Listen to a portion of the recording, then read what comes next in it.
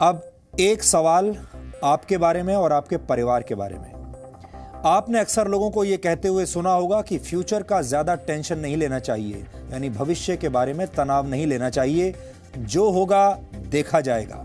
लेकिन ये एक तरह की बहुत लापरवाह सोच है जिसका असर आपके आने वाले कल पर पड़ता है। ये बड़ी अजीब सी बात है कि हमारे देश में लोग छुट्टियां मनाने की जबरदस्त प्लानिंग करते हैं, इंटरनेट पर हॉलिडे पैकेजेस सर्च करते हैं। लोग ये भी प्लान करते हैं कि ऐसी कंपनी का मोबाइल खरीदा जाए जिसमें नए जमाने के फीचर्स हों, वो लंबे समय तक चले और सस्ता भी हो। डिनर कहाँ करना है, कौन सी कार खरीदनी है, मकान कहाँ पर खरीदना है, इस सब के बारे में लोग गहरी रिसर्च करते हैं। यानी हमारे देश के लोग अपनी मौज मस्ती और लाइफस्टाइल की प्लानिंग तो करते हैं, लेकिन अपने भविष्य की कभी कोई प्लानिंग नहीं करते। उन्हें लगता है कि भविष्य की चिंता करने के चक्कर में वर्तमान खराब हो जाता है, लेकिन इस सच को और इस सोच को बदलने की जरूरत है। रिजर्व बैंक ऑफ इंडिया की एक रिपोर्ट के मुताबिक भारत के सिर्फ 13% लोग ही अपने रिटायरमेंट के लिए सेविंग करते हैं, यानी बचत करते हैं, जबकि 10% लोग अपने रिटायरमेंट के बारे में सिर्फ प्लानिंग ही करते रह जाते हैं, जमीनी स्तर पर कोई बड़ा निवेश नहीं करते। जबकि भारत के 77% लोग अपने रिटायरमेंट के बारे में सोचते तक नहीं। हो सकता है कि आप भी ऐसे लोगों में से एक हों। अपने रिटायरमेंट के बारे में कोई तैयारी न करने की वजह से हमारे देश में 60 साल की उम्र हो जाने के बाद भी करीब 50% बुजुर्गों को काम करना पड़ता है।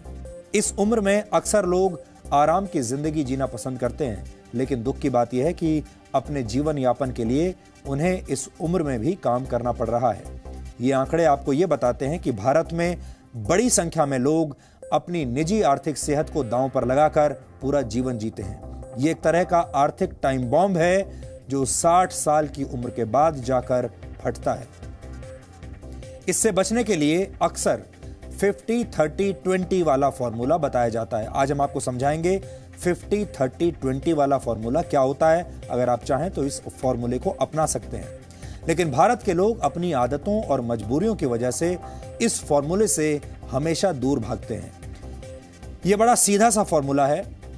टैक्स चुकाने के बाद अपनी कमाई का 50% हिस्सा अपनी जरूरतों पर खर्च कीजिए। इसके बाद 30% हिस्सा अपनी इच्छाओं पर खर्च कीजिए और बाकी का 20% हिस्सा अपनी सेविंग्स में लगाइए, यानी बचत कीजिए। ऐसा करने से आप अपना भविष्य सुरक्षित रख सकते हैं और आने वाले दिनों को अच्छे दिन बना सकते हैं।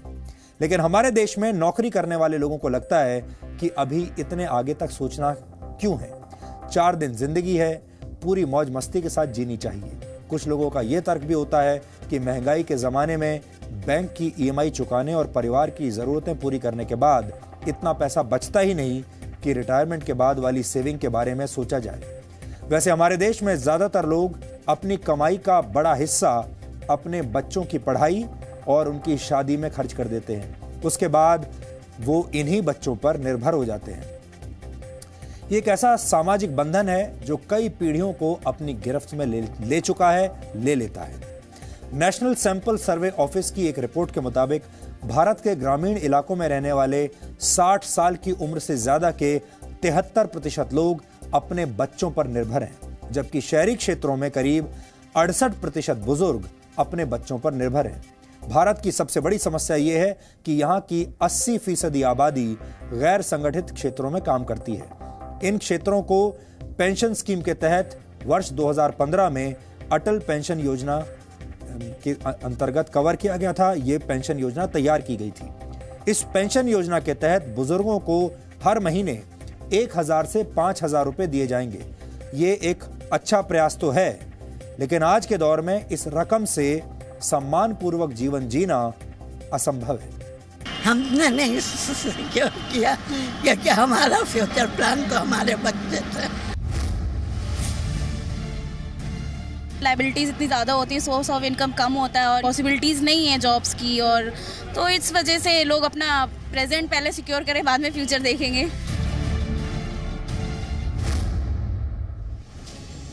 आज में जीने पर यकीन रखने वाले भारतीय अपने भविष्य को मुश्किल में डाल रहे हैं। इसके पीछे लोगों की अपनी दलील भी है। या ये कहें कि भविष्य पर फोकस न करने के हजार बहाने हैं। लेकिन इस बात को समझने की जरूरत है कि आपकी दलील और तर्कों से भविष्य को सुरक्षित नहीं किया जा सकता। अपने बेहतर भविष्य के लिए आपको बचत करनी ही पड़ेगी, वरना आपकी ये लापरवाह सोच आने वाले कल पर बहुत भारी पड़ेगी। मौजूदा दौर में भारत के 60 वर्ष की उम्र के बुजुर्ग अपनी जिंदगी को जीने के लिए आज भी काम कर रहे हैं। RBI's report, RBI's household financial savings report, only about 24%, 24% population actually lays emphasis on planning for retirement. इसका मतलब है कि a large part, almost 76%, actually does not even plan for retirement. महंगाई के जमाने में बैंकों की किश्त भरते हुए परिवार का खर्च चलाना भले ही मुश्किल काम हो, इसके बावजूद ऐसे लोगों की संख्या भी बहुत है जो अपने भविष्य के बारे में ज्यादा सोचते ही नहीं। इसके अलावा भारत में आज भी लोग अपने बच्चों को अपना इन्वेस्टमेंट प्लान मानकर पूरी कमाई उनके भविष्य के लिए खर्च कर देते हैं।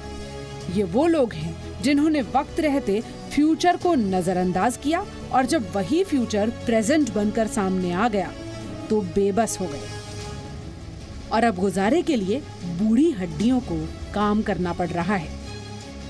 कौन रहेगा यहाँ? सबको तो घर पकड़ना है। क्यों है यहाँ? अब एक मजबूरी है, लड़की की शादी करना है, लड़का की शादी करना है, किसके यहाँ पर कर्जा करने जाएंगे?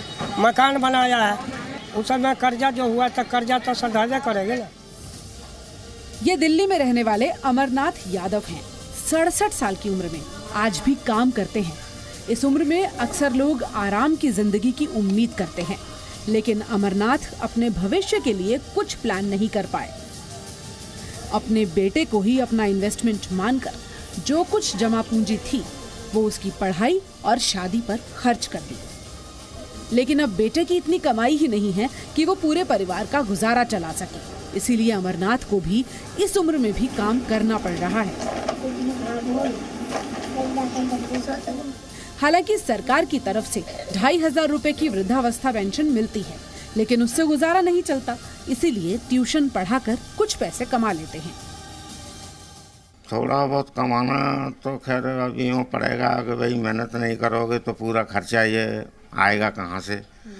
बच्चे इतने सपोर्ट कर नहीं पाते, खुद ही थोड़ा बहुत ये पेंशन मिल जाती है, थोड़ा बहुत इधर उधर अपना काम धंधा देख लेते हैं, उसी से काम चल जाता है। और क्या चाहिए तो अब यही समय के हिसाब से कि भाई बड़े बूढ़े भी अपने खुद ही थोड़ा बहुत इंतजाम करके रखें तो ज़्यादा बेहतर है।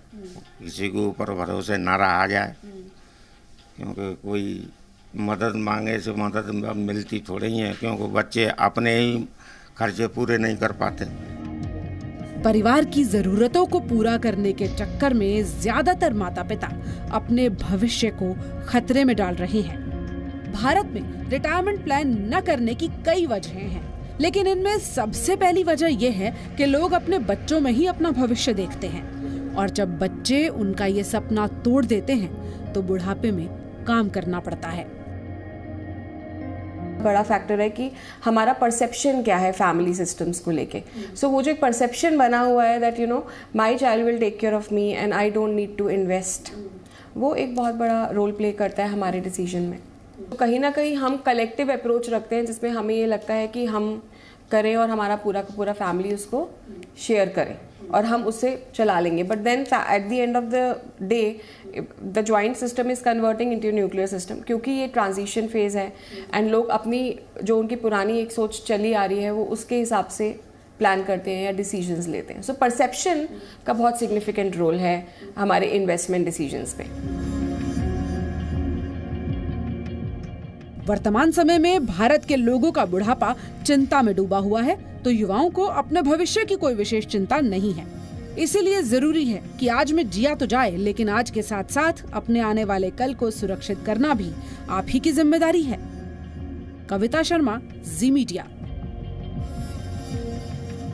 एक बहुत ही अजीब विरोधाभास है कि जिस भारत ने पूरी दुनिया को बचत करने की सीख दी, वहां के लोग आज बचत करने में बहुत पीछे हैं।